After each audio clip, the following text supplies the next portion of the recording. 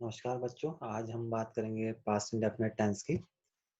तो सबसे पहले देखते हैं कि पास्ट इंडेफिनिट टेंस को पहचाना कैसे जाता है। तो पास्ट इंडेफिनिट टेंस को पहचानने के लिए अगर आप उसको पढ़ेंगे तो उसके एंड में जो है, अंत में जो है गया है, सॉरी गया, लिया, दिया, सोया, दी, ली, आती, इस तरह के जो शब्द होते हैं वो आते हैं। तो जब आपको पता चल जाए कि ये जो सेंटेंस है वो पास्ट इंडेफिनिट टेंस का है, यानी कि भूतकाल में है और भूतकाल में भी इंडेफिनिट है, तो फिर दूसरी चीज आती है कि उसको बनाए कैसे। अब उसमें भी हमारे पास सकारात्मक वाक्य होते हैं, नकारात्मक होते हैं, प्रश्नवाचक होते हैं और प्रश्नवाचक नकारात्मक होते हैं। यहाँ पे आप जो देख रहे हैं, ये जो नियम है वो प्रश्नवाचक शब्दों प्रश्नवाचक सॉरी जो आपका सकारात्मक वाक्य है उनको बनाने के लिए। तो सकारात्मक का क्या नियम होता है? सबसे पहले इसमें सब्जेक्ट आता है, फिर इसमें वर्ब की सेकंड फॉर्म आती है और फिर ऑब्जेक्ट आता है। तो चलिए देखते हैं कुछ एग्जाम्पल से। जैसे कि यहाँ पे आप देख रहे हैं, राम घूमने गया। तो अगर आप इस सेंटेंस में देखेंगे तो जो राम है वो है हमारा सब्जेक्ट। तो सबसे पहले नियम के हिसाब से राम आएगा। उसके बाद में हमारे पास, हमें जो रूल के हिसाब से, नियम के हिसाब से जो है, क्रिया की सेकंड फॉर्म लगानी पड़ती है। क्रिया है घूमना, घूमने को इंग्लिश में बोलते हैं गो, और गो की सेकंड फॉर्म होती है वेंट। तो इसीलिए यहाँ पे राम के बाद जो है वो वेंट आया है। और फिर सॉरी, जाना यहाँ पे क्रिया है, तो जाने के लिए गो होता है, गो की सेकंड फॉर्म वेंट होती है। और घूमना हमारा बचा हुआ पार्ट है, तो फिर वेंट फॉर ए वॉक हो गया। ठीक है, तो राम सब्जेक्ट है, गो की सेकंड फॉर्म वेंट आपकी क्रिया है, और घूमने के लिए होता है वॉक, तो फॉर ए वॉक आएगा। अच्छा, दूसरे सेंटेंस से समझते हैं। उसने एक पत्र लिखा। उसने की इंग्लिश, इसमें भी हमारा जो करता है वो उसने है।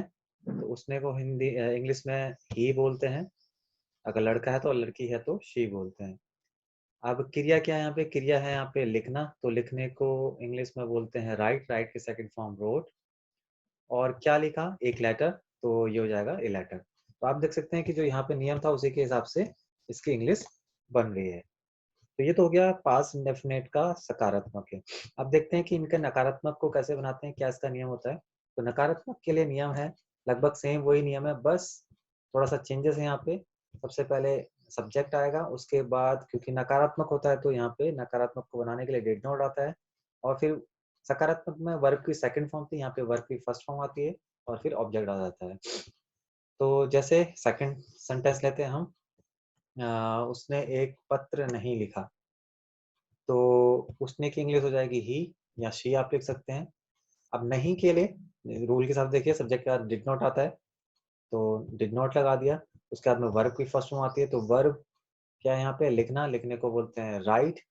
ठीक है, तो फर्स्ट फॉर्म आएगी, जबकि इंडेफिनिट जो उसका आपका सकारात्मक वाक्य होता है वहाँ पे सेकंड फॉर्म आती है, नकारात्मक में फर्स्ट फॉर्म आती है। तो राइट आ गया, और उसके बाद में ऑब्जेक्ट लिखा जाएगा यहाँ पे, तो ए लेटर। अब देखते हैं इसके प्रश्नवाचक वाक्यों को, कि प्रश्नवाचक का क्या नियम होता है। तो प्रश्नवाचक यानी कि जिसमें कोई क्वेश्चन पूछा जाता है, तो नियम है सबसे पहले क्वेश्चन, डब्ल्यू एच फैमिली लिखा हुआ है। डब्ल्यू एच फैमिली का मतलब है कि क्वेश्चन वर्ड। ठीक है, वो शब्द जिससे प्रश्न पूछा जाता है। फिर उसके बाद में आता है यहाँ पे डिड, उसके बाद में सब्जेक्ट आता है, उसके बाद वर्ब की फर्स्ट फॉर्म आती है, और उसके बाद ऑब्जेक्ट आता है। तो इनको देखते हैं क्वेश्चन से। पहले मैं दूसरा सेंटेंस उठाता हूँ, उसने पत्र क्यों लिखा। तो यहाँ पे आप देखेंगे इस सेंटेंस में जो क्यों शब्द है वो प्रश्नवाचक शब्द है। तो जब भी हमारे पास प्रश्नवाचक वाक्य होते हैं, सबसे पहले उसी की इंग्लिश बनती है, यानी कि क्यों का मतलब होता है वाई। उसके बाद में नियम के हिसाब से यहाँ पे आप देखेंगे तो डिड आता है, इसीलिए वाई के बाद डिड लगाया गया है। उसके बाद में सब्जेक्ट आता है तो सब्जेक्ट हमारा उसने ही लगा दिया हमने। उसके बाद में वर्ब की फर्स्ट फॉर्म आती है, तो राइट लगा दिया। उसके बाद में ऑब्जेक्ट आता है, तो हमने ऑब्जेक्ट लगा दिया, यानी कि लिखना यहाँ पे एक सॉरी पत्र एक यहाँ पे ऑब्जेक्ट है, तो इसलिए हमने लेटर लिख दिया। तो इस तरह से why did he write a letter जो है आपका सेंटेंस बन गया। अब देखिए इसके ऊपर वाला जो वाक्य है, क्या राम घूमने गया।